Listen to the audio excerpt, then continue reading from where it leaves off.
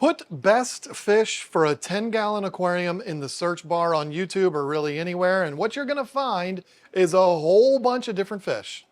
All of these lists are fine, but here's the thing. You don't want one kind of fish for your tank. You want some variety, some different shapes and colors, not just one boring fish. Well, today, Lisa and I'll save the day and bring you a different kind of video. Instead of just giving you ideas of a single fish you can put in your 10-gallon, we're going to give you what we believe are the best combinations of fish so your tank isn't so boring. If you have better ideas for a combination of fish that can go in a 10-gallon tank, put them down in the comments below and I'll be sure not to read them. Because let's be honest with each other, your list isn't going to be better than mine, come on.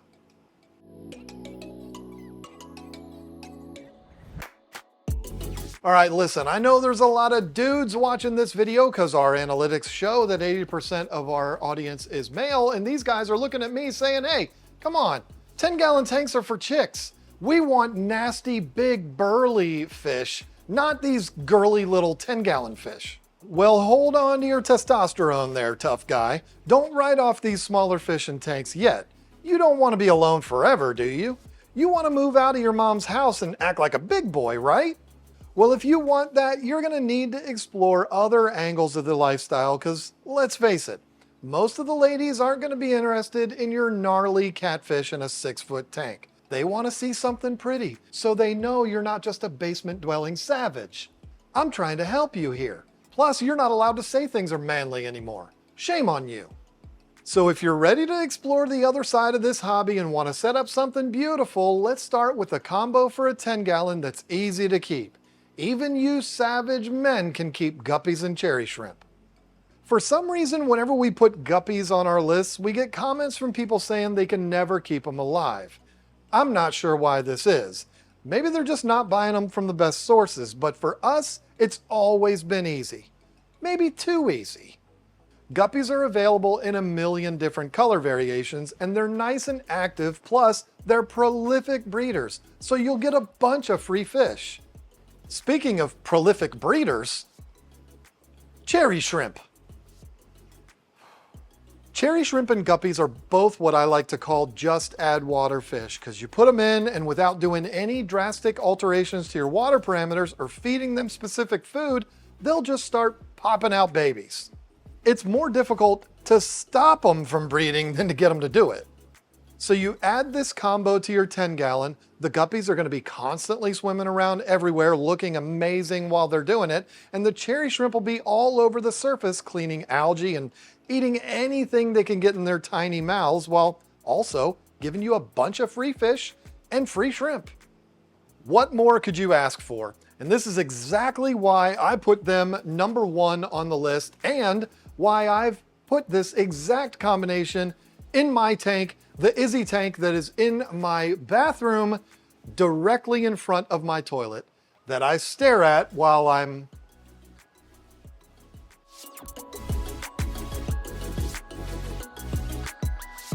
You're not surprised that my first combo on this list happens to be betas and snails, are you? No one is. The truth is, betas and snails in a 10-gallon aquarium are a perfect combo, whether I love them or not. Betas are one of the most popular fish in the hobby for a reason. They're available in every color and tail pattern you could even imagine. And they're perfect for smaller tanks. But here's the thing. A lot of new fish keepers still think that betas should be in an aquarium all by themselves because they're fighting fish. But there are a lot of fish out there that these betas can go with. In fact, we did a whole video about tank mates for betas that I'll put a card for up in the corner. It's one of our most watched videos, so apparently it's one of those things a lot of people want to know about. When people ask me what goes great with betas, one of the first things I tell them is snails. More particularly mystery snails because they're large enough to not get harassed by the beta and fast enough to create activity in your tank. When people think about snails, they think about these slow-moving, boring snails. But not these snails. They're like zoom, zoom, zoom, zoom, zoom, zoom, zoom, zoom, zoom, zoom. Yeah, okay. They're not as fast as most fish, but they definitely move around a lot more than you think. Plus, you don't have to worry about them messing with your beta or your beta messing with them. They're available in a bunch of different colors, and they're a lot more interesting than you think. This isn't the only combo that we're going to suggest with betas. We have another one that's going to be in our member video after this one, so if you want to see that, go ahead and join, be a member.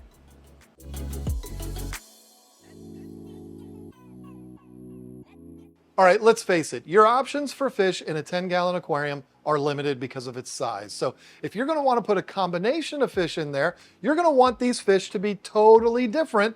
Otherwise, it's just going to look like a tank full of all the same fish.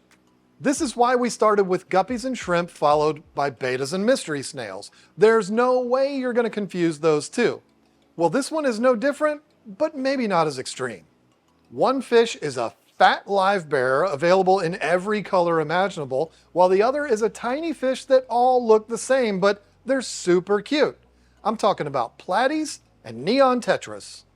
Yes, I've made it a point to give Neon Tetras more love because I love them, and I'll say it to your face. One of the things I like about this combo is the fact that Platies are live bearers, meaning they give birth to live, free-swimming fry, and if you want to keep the fry, you got to be careful of what you put with them to make sure they don't get eaten. Well, Neon Tetras are so small, I can't see that happening.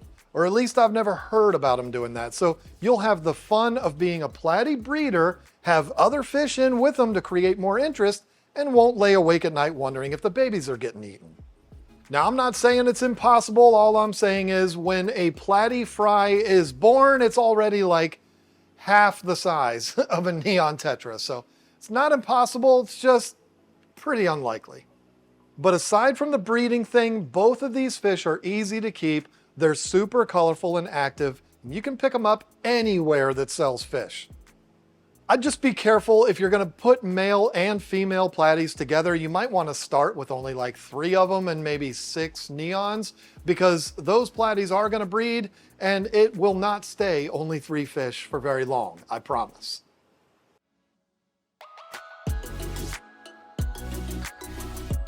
John's making me do this one because he's talked about Danos in like 5 different videos in a row. They're not my favorite though.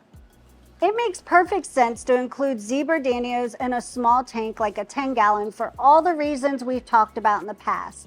They're just a fun fish to keep, and they can thrive in cooler water, so we might as well recommend another fish that doesn't require a heater. How about white cloud minnows? More specifically, albinos. If you get the albinos, these are 2 fish that look very different, but their behavior is very similar. They're all over the place and really never slow down. You can certainly get regular white clouds and mix them with zebras, but if you have the albinos, the contrast in colors will make it way easier to tell them apart. There really aren't many examples of easier fish to keep. You can stick them in a 10-gallon and it looks like a party 24/7 because again, they got the zoomies and I'm getting all the zoomies today.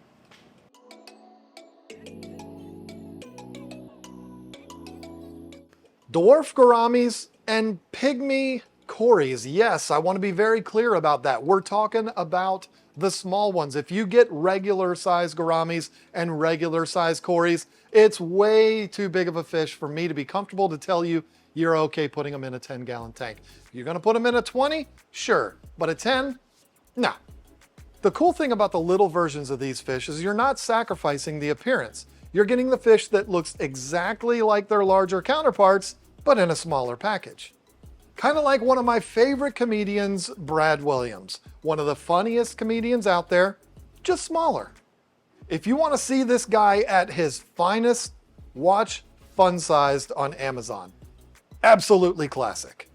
Anyway, what were we talking about? Dwarf Gouramis. But unfortunately, we're not allowed to say that word anymore, so little gouramis.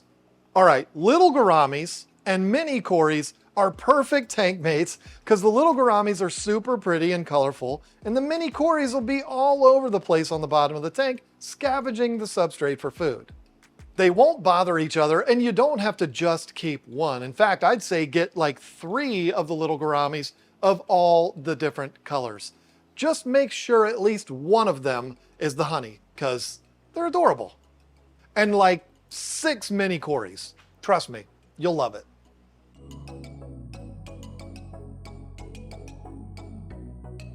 I'd just like to say something really quick. My husband is an idiot, and I personally apologize for his behavior.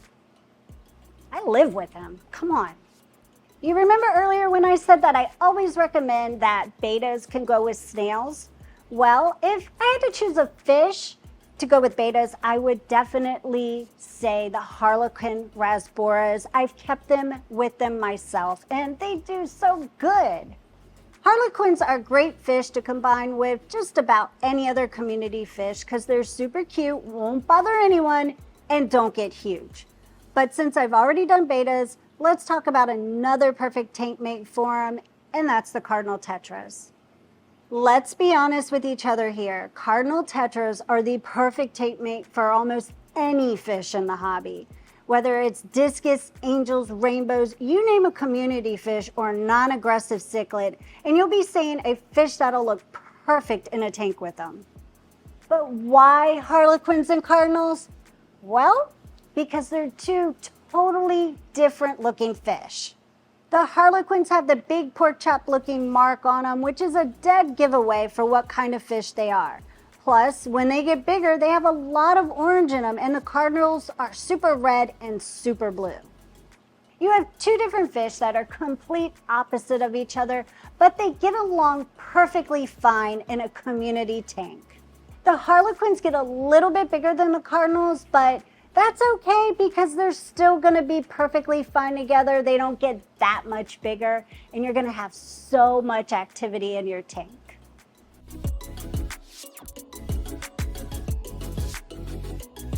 Little fish that are super active and have every single color in the rainbow mixed with little fish that look like snakes that actually made our channel blow up. That's a great combination.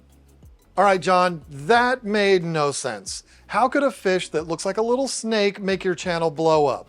Well, it's simple. We talked about coolie loaches in a list of fish tank cleaners and put the best photo I've ever seen of one in the thumbnail. That video has over 3 million views and has gotten us over 50,000 subscribers. So that's why I say that. And there's been like 20 other YouTubers that have also used that fish in the thumbnail, but I will always be first. Anyway, why did that video do so well for us? Well, it's simple. People who've never seen a coolie loach see it and say, wait, what the hell is that? I gotta see what's going on here. Coolie loaches don't look like anything else in the hobby. When I say they look like little snakes, I'm not kidding. And there's more to them than just looking cool. They're also fascinating little fish to watch when they're not hiding. And to pair them up with Endler's live bears is perfect. The Endlers will basically be the same as guppies in their activity level and breeding habits, and the coolie loaches will give you something really cool to watch. This is a combination of two very unique fish that might be a little more difficult to find, at least in my area, but when you do, you won't be disappointed. Just don't make the same mistake I did and forget about the coolie loaches when you empty out your tank. They're really good at hiding and will bury themselves in the substrate.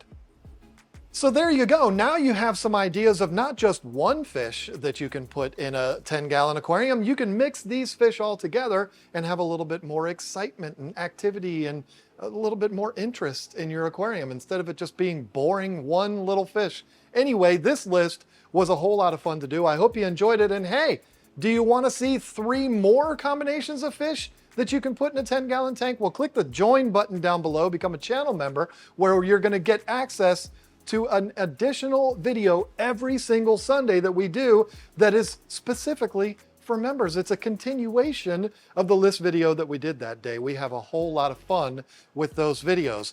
They're not scripted. We just go for it, and it's a lot of fun. You can also, if you want, visit our website, keepfishkeeping.com. Order up the stuff that you're already going to buy anyway. You might as well buy it from us and feel good because you're supporting the channel. But anyway, thank you so much. If you don't want to do any of those things, you can do something that really does help us out a lot, and it's free.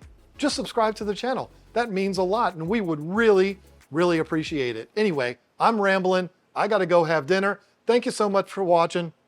We'll see you again next week. See ya.